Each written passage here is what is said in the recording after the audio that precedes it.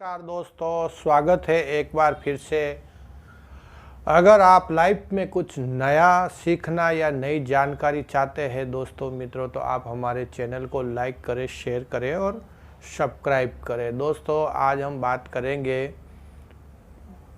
अपनी जो बेटी होती है, अपनी जो घर की लक्ष्मी होती है, तो उसको कौन सा उपहार शादी में, विदाई में नहीं देना चाहिए या विदाई में क्या चीज़ का ध्यान रखना चाहिए, इस विषय में हम आज आपसे बात करेंगे। एक बहन का खास रिक्वेस्ट था, गुरुजी बताइए, हम देख के थोड़ा कंफ्यूज हो रहे, कहीं कुछ बोल रहे कहीं कुछ बोल रहे। मित्रों, अगर जो है आप माँ लक्ष्मी की कृपा चाहना चाहते हैं, कौन है जो महालक्ष्मी की कृपा नहीं पाना चाहता है? अगर आप माँ लक्ष्मी की कृपा पाना चाहते हैं तो कमेंट में जय माता जी लिखिए मित्रों, जय महालक्ष्मी लिखिए।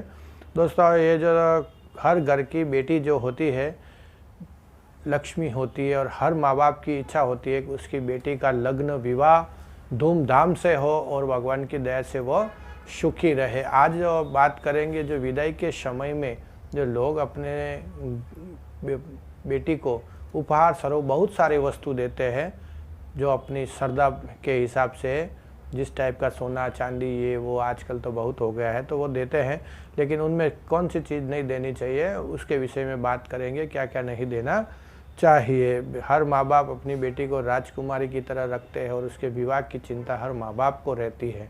वो चाहते हैं कि हमारे बेटी सुखी से रहे, अच्छा उसको वर मिले, और कुछ छोटी सी गलती से आपकी बेटी को और आपको परेशानी होती है, जिससे कि अपनी बर्बादी की रास्ता खुल जाता है, तकलीफ़ होता है, पीड़ा होता है, और हम समझ ही नहीं पाते हैं कि तकलीफ़ क्या हो रही है। तो एक आपको ध्यान रखना है, क्योंकि अभी जो मॉडर्न ज़माने के हिसाब से मित्रों रस्म रिवाज थोड़ा कम हो गया है, थोड़ा बदल गया है, लेकिन माता पिता की अपनी बेटी के प्रति भावना और प्रेम वही है।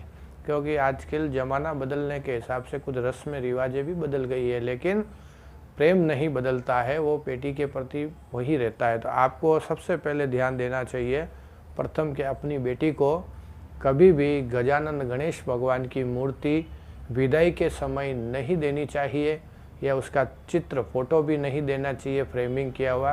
क्योंकि मित्रों जो लक्ष्मी और गणपति का जो स्वरूप होता है घर में शुभ होता है, और जब अपनी लक्ष्मी जाती है और साथ में आप गणपति देते हैं तो आपके खुद की बर्बादी शुरू हो जाती है। इसके लिए अपने को लक्ष्मी कभी भी लक्ष्मी को गणपति का गिफ्ट या गणपति की मूर्ति या गणपति का फोटो नहीं देना चाहिए। और दूसरा, अपने घर में भी जो गणपति रहते हैं उसकी जो सूंड की दिशा है वो हमेशा बाईं तरफ होनी चाहिए, क्योंकि उसके रख रखाव में आसानी रहती है और उसमें तकलीफ नहीं होती है। नहीं तो उसमें जो लक्ष्मी से संबंधित तकलीफ पीड़ा आना शुरू हो जाता है। और बाहीं ओर का गणपति में पूजा पाठ में इतना तकलीफ नहीं हो, दाईं ओर के पूजा पाठ विधि विधान और उसका बहुत ध्यान रखना पड़ता है। इसके लिए जहाँ तक हो सके अपने को ये ध्यान रखना चाहिए। और लक्ष्मी लाभ का और गणपति शुभ का प्रतीक होता है, इसलिए मित्रों। और अपने बेटी को क्या नहीं देना चाहिए, अपनी बेटी को कभी भी सुई नहीं देना चाहिए, क्योंकि सुई देने से अशुभता फैलती है। शनि का कारक ग्रह होता है लोखंड, और नुकीला होता है मंगल, तो फिर वहाँ जाने पे भी उसको ससुराल पक्ष में भी चुभन होती है, गुस्सा, जीत, कलेश, अंगार जैसा योग बनता है। इसलिए आपको ये भी नहीं देना है।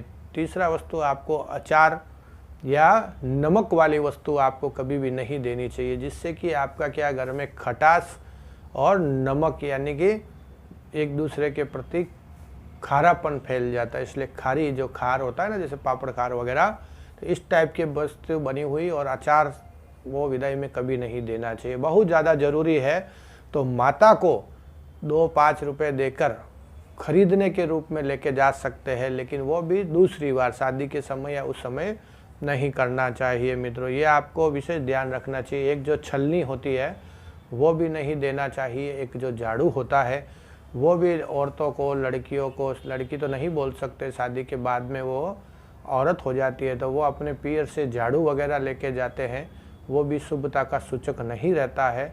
ये मित्रों छोटी छोटी बातें हैं जो ध्यान रखने से आपकी बेटी के और आपके परिवार में सुख शांति रहेगी। मित्रों जो ये कैसा लगा आप हमें बतावें, ताकि आपके बेटी के जीवन में मंगलकारी रहे। और एक बहुत जने ये भी पूछते हैं गुरुजी बेटी की जो विदाई कब होनी चाहिए। तो मित्रों वैसे तो मुहूर्त पंडित जी दे ही देते हैं, लेकिन जहाँ तक शक्य बन सके लड़की को विदाई के दिन या बाद में भी जब आके जाती है वो 15 दिन 10 दिन वेकेशन जब आती है, तो उसको बुधवार के दिन कभी भी अपने पियर की ओर से ससुराल की ओर नहीं जाना चाहिए, क्योंकि वो अशुभता का सूचक है। और क्योंकि बुधवार के दिन चंडिका का रूप होता है माता जी का, तो इसके लिए लोग मानते हैं ताकि वहाँ जाके घर में कलह विवाद और झगड़े नहीं हो। ये आपको ध्यान रखने की बात है। बाकी जो भी कुछ आपका रहे आप हमें कमेंट में पूछ सकते हैं, आपकी शंका संशय दूर करेंगे। आपको हमारा चैनल कैसा लगता है मित्रों, बहुत आपका प्रेम मिल रहा है, आपका प्रेम ऐसा ही बना रहे और हम आपको ज्ञानवर्धक और आपके नॉलेज को बढ़ा सके, ताकि आपको सत्य की जानकारी हो और आप मिसगाइडेंस से या किसी के भी अंधविश्वास में या किसी के बहकावे में या किसी की गलत जानकारी से आपको नुकसान नहीं हो। जय श्री कृष्ण मित्रों।